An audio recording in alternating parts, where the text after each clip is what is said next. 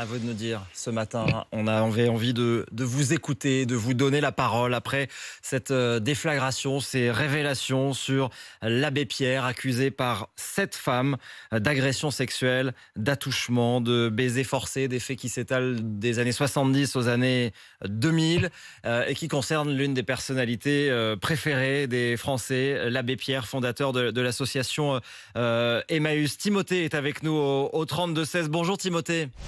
Bonjour Sébastien. Bienvenue et merci d'avoir composé le 32-16. Ce matin, vous nous appelez de Munich, c'est ça? Je vois sur votre fiche. Ouais, Vous c'est nous ça. écoutez en Allemagne? Oui, Tous les matins comme ça? tous les matins, ouais, sur Apolline de matin, Apolline matin, ouais, j'écoute. Réveillez tôt, en tout cas. Ouais, ouais, ouais. Qu'est-ce que vous faites dans la vie? Je suis éducateur spécialisé, je travaille dans des crèches franco-allemandes.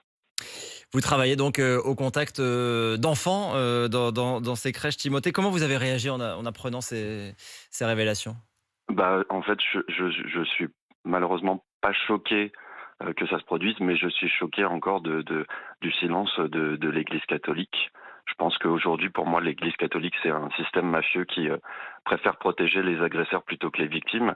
En témoigne le rapport Sauvé, où je pense qu'il n'y a toujours pas de progrès par rapport à ce qui s'est passé, qu'on préfère déplacer les prêtres et étouffer les affaires plutôt que d'aider les victimes et de faire la vérité. Vous avez le sentiment que rien n'a changé? Parce que c'est vrai que ce rapport Sauvé, donc il avait fait suite aux révélations d'un certain nombre d'abus sexuels, notamment dans la région lyonnaise. D'ailleurs, François Deveau sera avec nous tout à l'heure à 8h10. C'est lui qui avait initié cette libération de la parole avec l'association la Parole Libérée.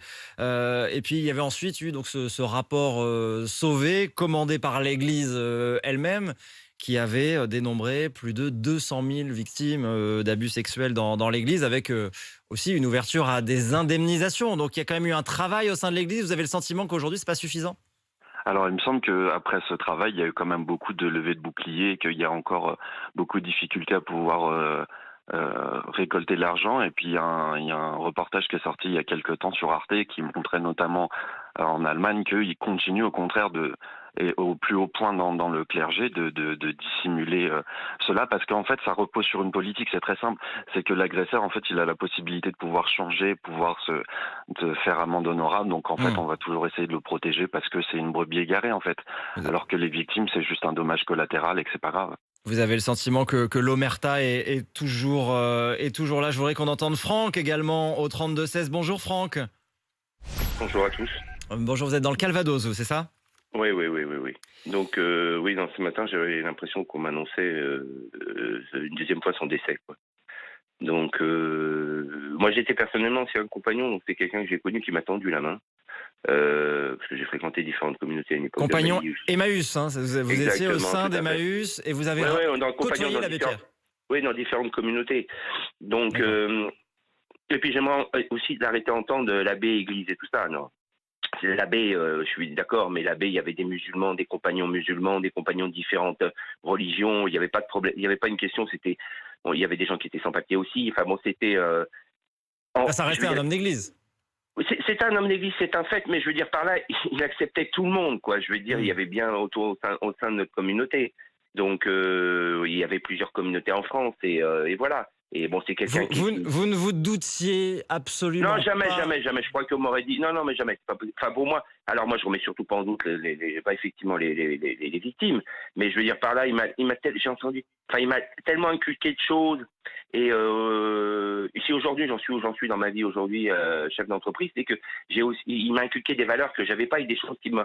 Voilà, il y a plein de choses. Pour moi, c'était ma plus belle rencontre de ma vie. Ça a été enrichissant et j'étais à 1000 lieues de pensée. Enfin, voilà. Hmm. Quoi. Là, j'ai l'impression de. Enfin, c'est un choc. Enfin, bon, pour moi, c'est d'entendre ça, c'est horrible, quoi. Parce que ces victimes disent aussi que certaines informations étaient remontées, que beaucoup de gens chez Emmaüs, y compris à l'époque, savaient qu'il ne fallait pas forcément laisser une jeune fille toute seule avec l'abbé Mais il y Pierre, avait pas de. etc. Mais alors là, faut m'expliquer parce que il y a dans les communautés à l'époque où même il y avait que des hommes, il y avait que des compagnons, il n'y avait pas de compagnes. Peut-être que maintenant il y a des compagnes, mais à l'époque il y avait pas il y avait que des compagnons, c'était que des hommes. Les communautés, c'était que des hommes.